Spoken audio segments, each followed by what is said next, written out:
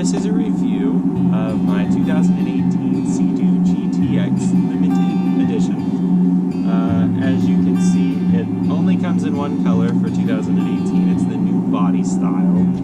The VTS mode is the trim tabs for the engine that make the bow go up and down for comfortable rides. Then on the ride side, we have cruise control. So it sounds crazy on a Sea Doo, but it definitely, you get hand fatigue when you're holding it just partially the trigger. So what you want to do, or what you can do, is you can put it at 15 miles an hour and click cruise, and then from there you hold the trigger all the way back and it goes 15 miles an hour. These arrows indicate you going faster or slower. Mode is up here on the screen, and the Sea Doo is now winterized, so unfortunately you can't see it, but it has mode, ski mode, every kind of mode that you can imagine. It has the fuel gauge and then the water temperature, and then it has several other options on there. One of the really cool features about the Sea Doo that they did this year as well is that instead of reaching over the handlebars, you actually click these two tabs here, and then the whole thing raises up for storage, which is awesome because you can put a dry bag in there like I have and really utilize going out on the Sea Doo for the whole day.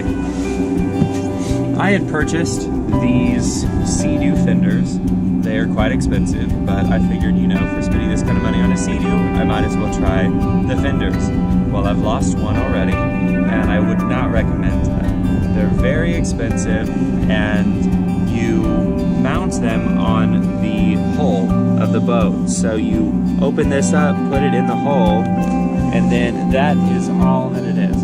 For $350, don't quote me on that because I'm not exactly for sure how much I paid, but right around $300. They can't hold up when you're going to park at the dock, or when you're going to the gas dock or something. One of the other really cool features about the Sea Doo is that they integrated the safety features right here. So you have the fire extinguisher easy access, as well as a flashlight and a buoy with a rope, just in case somebody falls off and they can't swim. Going to the rest of the Sea Doo, it does have the integrated speaker system, which will absolutely blow you away. It's wet sounds, and they're very good. They connect to your iPod or your phone, and you can connect it through a wire. So as we look to the front of the Sea Doo, it sits very high off the water. Right here, the water line typically is about right here, which on a Sea Doo typically it's up at the very top of the nose. So it cuts through the water versus just diving in the water.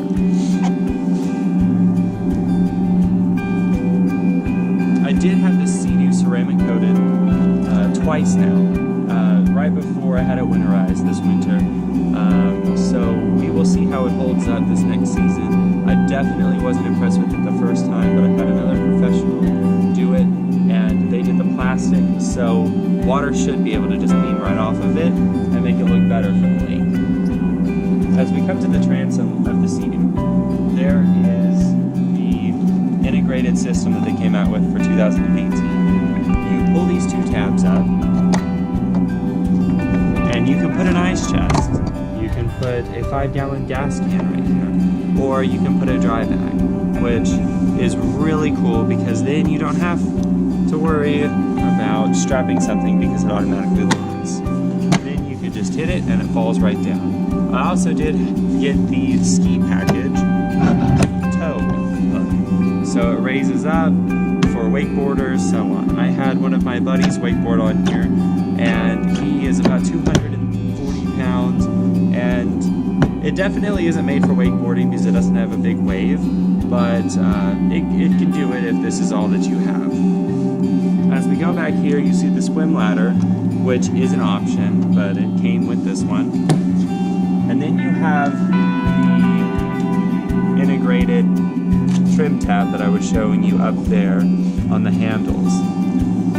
So when you click it down, this actually moves automatically down to where the bow goes up, and then when you push it up, then the bow actually goes down. One of the key features about the 2018 Sea Doo is they put a new engine in for this year, and it does every bit of 75 miles an hour within like 5 seconds. It's crazy fast. And just to give you a look of what it looks like, you can pop off the seat. Very simple, very easy. But you can't see much of the engine. With a warranty, you can't see much of the engine but this. So as you can see, the engine is pretty much brand new. You still have the sticker over here. You have the basic battery, so on and so forth. If you're an engine person, I'm sorry, I'm not. I don't know that much about it.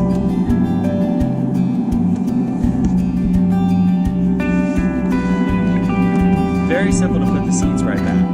All you do is you just clip them in from the front to the back, and then clip. So now on the Sea Doo commercials, they show that you can put this seat right here and have a picnic right here. There is no latching mechanism for the seat to go on the bottom of this. So it is definitely not true that you could have a picnic because you put the seat here and you're going to be able to, if you hit a wave or a wave even comes at you, you're going to fall off the back of the seat. So that's not very accurate, I would have to say.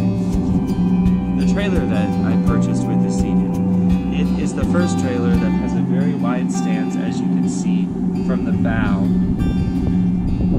is that the tires stick out really far past the Sea Doo, and the Sea Doo is low.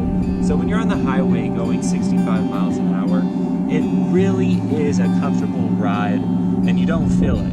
So this is the review of the 2008 GTX 300 Limited. I've owned it about 5.5, 6 months, and I've enjoyed almost every moment on it, as well as the few problems that I've had. But all in all, for a Sea Doo, which I've never been a Sea Doo owner, I've had a Wave Runner, and I absolutely loved them.